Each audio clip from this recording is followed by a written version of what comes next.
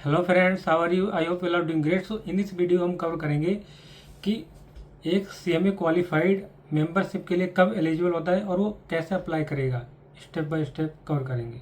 Okay, तो ये practically actually मैंने एक्चुअली सच बताऊं तो मैंने अपनी मेंबरशिप अप्लाई किया था। ठीक है, तो इसमें क्या काफ़ी टाइम लगता है अप्लाई करने में। ओके, सो और इसमें क्या स्टेप्स हैं, क्या डॉक्यूमेंट रिक्वायरमेंट्स हैं, वो सब हम डिस्कस करेंगे। Right, so let's continue. So देखो क्या लिखा, how to apply for CMA membership. अगर आप क्वालिफाइड हो और आपको एक्सपीरियंस है कितना 3 ईयर और मोर, तो आप एलिजिबल हो किसके लिए? सीएमए मेंबरशिप के लिए।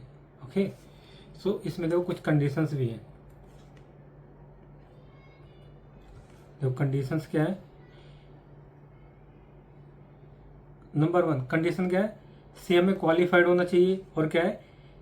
3 ईयर एक्सपीरियंस होना चाहिए, not less than 3 year. Experience कितना होना चाहिए? नॉट लेस देन मतलब 3 ईयर से कम एक्सपीरियंस नहीं होना चाहिए, इससे ज़्यादा ही होना चाहिए। तो उस केस में आप एलिजिबल हो सीएमए मेंबरशिप लेने के लिए, अप्लाई करने के लिए। ओके, और इसमें क्या है, देखो जब सीएमए मेंबरशिप के लिए अप्लाई करने जा रहे हो उससे पहले कुछ डॉक्यूमेंट्स हैं जो आपको रेडी करके ही रखने चाहिए पहले से, है ना। अदरवाइज बहुत सारा टाइम लग जाता है अप्लाई करने टाइम।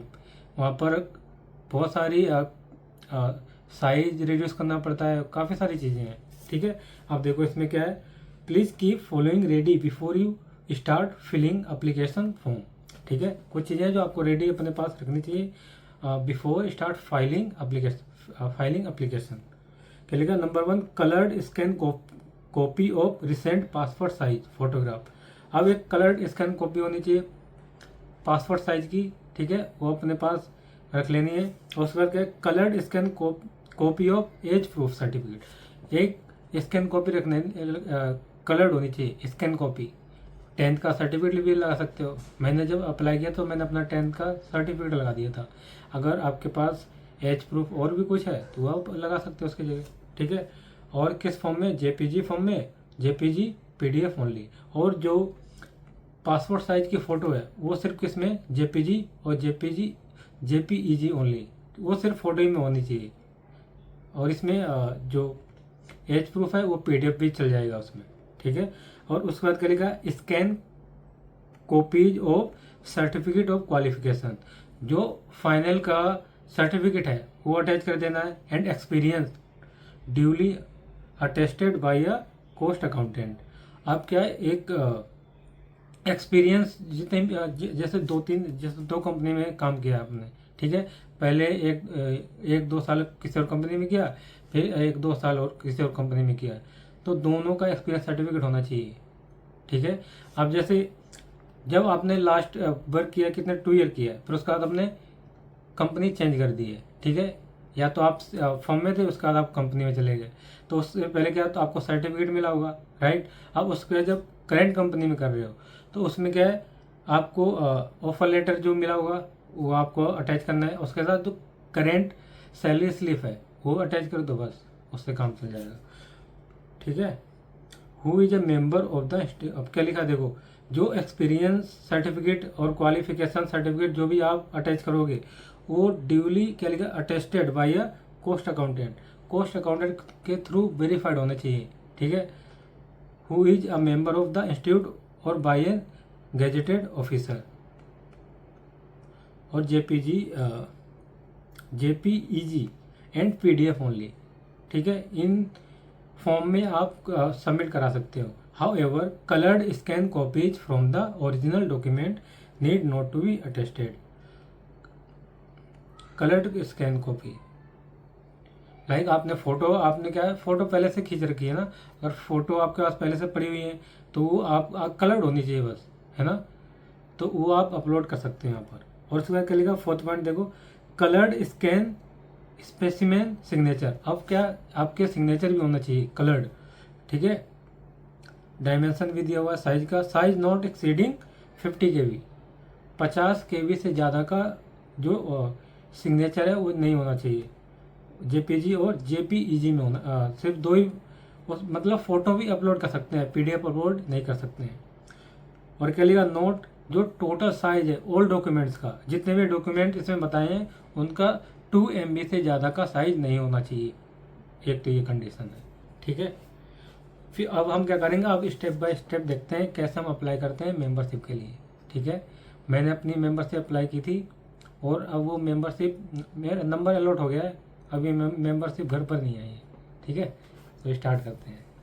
वेबसाइट हम सर्च करें, CMA की वेबसाइट कौन सी, ICMAI.in है ना। अब इस पे जाओगे, अब देखो, अब यहाँ लिखा है मेंबर्स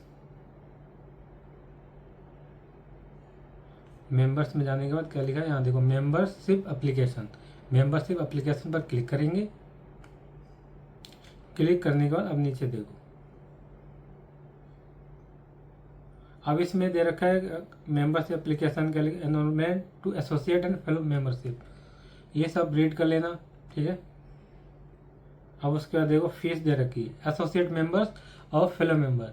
अब एसोसिएट मेंबर्स कौन होते हैं, जो फर्स्ट टाइम मेंबरशिप लेते हैं, मेंबरशिप के लिए अप्लाई करते हैं, वो एसोसिएट होते हैं। और फेलो मेंबर जो पहले से एसोसिएट होते हैं और वो क्या प्रैक्टिस में होते हैं, प्रैक्टिस में लाइक इसमें कंडीशंस हैं बहुत सारी, ठीक है। लाइक 5 साल minimum, not less than 5 year practice होनी चाहिए, और काफ़ी सारी कंडीशन है इसमें, ठीक है। हम अभी बात करें किसकी, एसोसिएट मेंबर की, ठीक है। अब इसमें एंट्रेंस फीस कितनी है, 1000, और इसमें भी 1000 है, और एनुअल मेंबरशिप कितनी है, 1000, और इसमें 1500, ठीक है। ये सब पढ़ लेना एक बार अपनी तरफ से।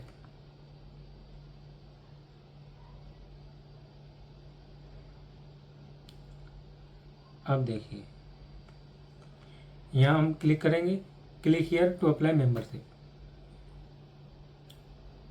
ये देखो यहाँ पर आ गया, ठीक है। अभी एप्लीकेशन फॉर्म है, फॉर्म M2 फॉर्म है। मेंबरशिप एप्लीकेशन के लिए कौन सा फॉर्म है, M2 फॉर मेंबरशिप एप्लीकेशन, ठीक है।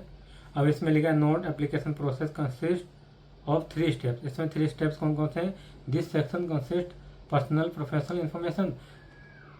जो पहला स्टेप है उसमें पर्सनल और प्रोफेशनल इन्फॉर्मेशन के रिगार्डिंग आपसे इन्फॉर्मेशन प्रोवाइड करानी पड़ेगी आपको। और उसके बाद सेकेंड में क्या, this section deal with document to be attested, इसमें डॉक्यूमेंट। और थर्ड जो सेक्शन है उसमें पेमेंट करनी है, पेमेंट हमेशा ऑनलाइन होगी, ओके, ये ध्यान रखना। अभी एप्लीकेशन फॉर्म, इस पर क्लिक करोगे, अब इधर आ जाओ, देखो अब यहाँ पर क्या करना है, अपनी ईमेल आईडी डालना है, वो वेरीफाइड करनी है। और उसके बाद क्या करना है, मोबाइल नंबर डालना है, वो वेरीफाइड करना है, ठीक है। और उसके बाद जैसे ही आप अपना क्या डालोगे, रजिस्ट्रेशन नंबर डालोगे, तो काफ़ी सारी इन्फॉर्मेशन तो ऑटोमेटिक ले लेगा यहाँ पर, जो आपने पहले जो इन्फॉर्मेशन प्रोवाइड कर रखी वो सारी इन्फॉर्मेशन आ जाएगी। और आपको कुछ चेंज करना है वो कर सकते हो आप चेंज, ठीक है। अब देखो, जैसे आप नेक्स्ट करोगे, अब यहाँ पर क्या करना है, देखो अब यहाँ पर आपको डालना है अपना ईमेल आईडी, अपनी ईमेल आईडी प्रोवाइड करानी है, और उस पर वेरीफाइड करना है OTP के थ्रू, राइट। और अपना नंबर डालना है, उसे भी वेरीफाइड करना है। फिर नेक्स्ट, जब तक ये वेरीफाइड नहीं करोगे यहाँ पर अपनी ईमेल आईडी और फ़ोन नंबर, जब तक आप नेक्स्ट आप कंटिन्यू नहीं कर सकते हो, ओके।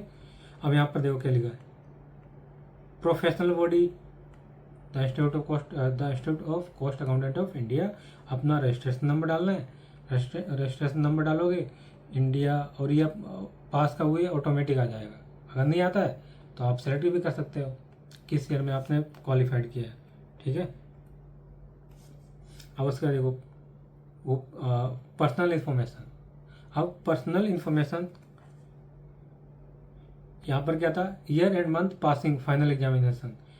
पहले क्या था, year and month passing final examination, उसका नेक्स्ट नीचे ड्रॉप करोगे तो उसके बाद आ जाएगा आपको यहाँ पर नीचे, जैसे ड्रॉप डाउन करोगे तो पर्सनल इन्फॉर्मेशन के बारे में पूछेगा। आपकी पर्सनल इन्फॉर्मेशन क्या है, देखो जो भी आपका नाम है वो नाम डाल देना, डेट ऑफ बर्थ क्या है वो डाल दो, जेंडर, पैन नंबर, ये ऑप्शनल है पैन नंबर, सिटीजनशिप और फादर नेम जो भी है वो आप डाल दो अपने पिता का नाम।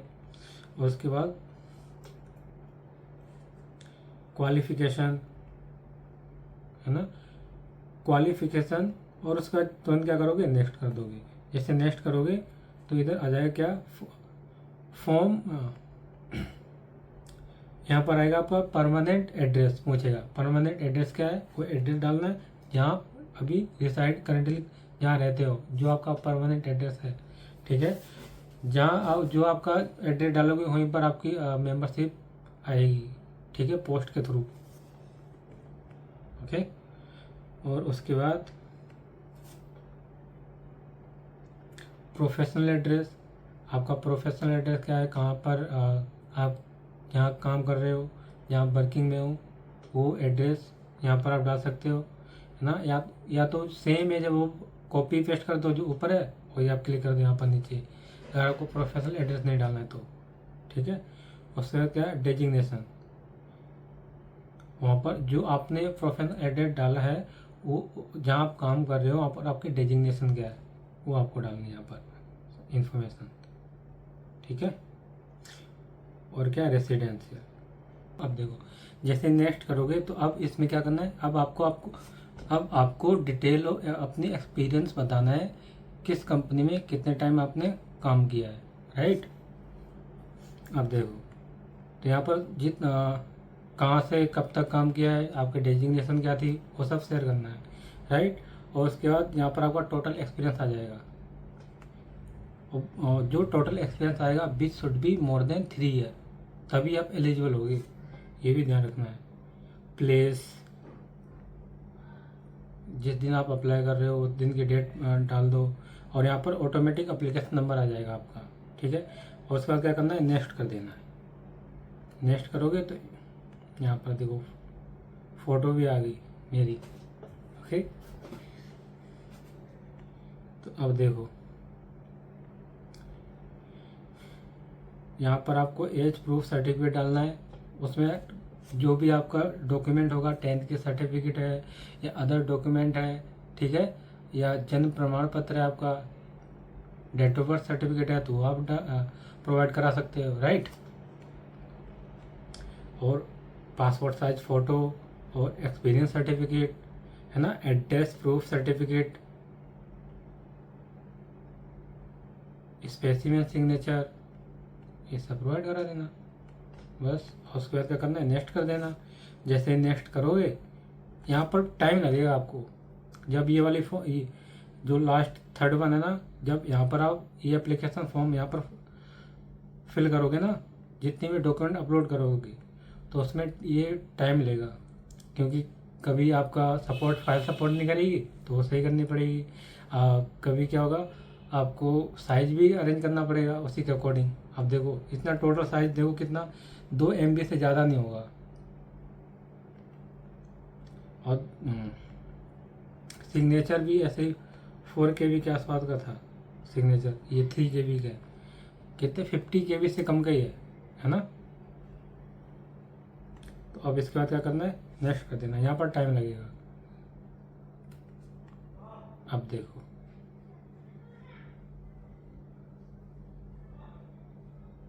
अब मेंबरशिप इन्फॉर्मेशन आ गई, मेंबरशिप इन्फॉर्मेशन, एप्लीकेशन नंबर, है ना, नेम आ गया, ये सारी ऑटोमेटिक जो आपने पहले डॉक्यूमेंट इन्फॉर्मेशन प्रोवाइड कर रखी थी वो सारी आ जाएगी ऑटोमेटिक, ठीक है, ये सब आ जाएगा। और उसके बाद स्क्रॉल डाउन करना है, ये स्क्रॉल डाउन करोगे तो उसके बाद आ जाएगा, देखो एसोसिएट मेंबरशिप फीस कितनी है 1000, और एंट्रेंस फीस कितनी है 1000, और टोटल टैक्स मिलाकर कितनी होगी 2360 रुपीज़। और इसके बाद क्या करना है, पे नाउ कर देना है। यहाँ पर जैसे एंड पे करोगे, पे एप्लीकेशन नंबर, अमाउंट आ जाएगा, ठीक है, फिर पे कर दो। अब यहाँ पर देखो ऑप्शन है आपके पास, क्रेडिट कार्ड, डेबिट कार्ड किससे करनी है आपको, नेट बैंकिंग, और UPI से करनी है तो UPI पे क्लिक कर देना बस। उसके बाद आपका मेंबरशिप एप्लीकेशन अप्लाइड हो जाएगा। फिर उसके कुछ दिनों बाद स्टेटस भी चेक करना है आपको, ठीक है। और स्टेटस कैसे चेक करोगे, वो भी पता होना चाहिए। अब देखो ये वेबसाइट है। अब सपोज आपने क्या कर लिया, मेंबरशिप एप्लीकेशन फाइल कर दी, पेमेंट भी हो चुकी है। उसके 4-5 दिन बाद आपको क्या करना है, स्टेटस चेक करना है। तो यहाँ लिखा है ना चेक स्टेटस, बस यहाँ पर आपका एप्लीकेशन नंबर डालना है। इस पर क्लिक नहीं करूँगा, नहीं तो मेरा रजिस्ट्रेशन नंबर आ जाएगा, फिर आप चेक करोगे वहाँ पर जाके, नहीं कर पाओगे क्योंकि डेट ऑफ बर्थ नहीं पता होगी आपको, है ना। आपको क्या करना है, एप्लीकेशन नंबर डाल सकते, एप्लीकेशन नंबर के थ्रू या रजिस्ट्रेशन नंबर हो या मोबाइल नंबर जो आपने अभी क्या किया था, वेरीफाइड कराया था ना, किसके थ्रू, OTP के थ्रू, वो नंबर के थ्रू, और डेट ऑफ बर्थ, दोनों कॉलम मैंडेटरी हैं। उसके बाद सबमिट कर दो, फिर उसके बाद क्या आ जाएगा, आपका जो स्टेटस है वो स्टेटस आ जाएगा। के बाद क्या करना है, सबमिट करना है। सबमिट करने के बाद आप क्या करोगे, सबमिट करने के बाद देखो एप्लीकेशन नंबर आ जाएगा, मेरा नाम आ गया, अब डेट ऑफ एप्लीकेशन आ गई, मेंबरशिप नंबर आ गया, ठीक है। और पेमेंट रिसिप्ट है, वो यही इसी के थ्रू आप पेमेंट अपनी रिसिप्ट भी डाउनलोड कर सकते हो। ये एप्लीकेशन फॉर्म, ये पूरा फॉर्म आ जाएगा आपका, ये फॉर्म आ गया देखो, है ना, ये फॉर्म आ जाएगा जो आपने फिल किया था, वो पूरा फॉर्म आ जाएगा अगर देखना है आपको तो। ये था मेंबरशिप एप्लीकेशन अप्लाई करने का प्रोसेस। इन दिस वीडियो हमने कवर किया है कि how to apply for CMA membership, step by step मैंने कवर किया है, ठीक है। I think it is enough for today, है ना। अब ये कवर हो चुका है, अब नेक्स्ट वीडियो में हम कवर करेंगे, कुछ टॉपिक लाएंगे, कुछ नई चीज़ें लाएंगे, ठीक है। If you like this video, do like, share and subscribe. Till then, bye bye and take care.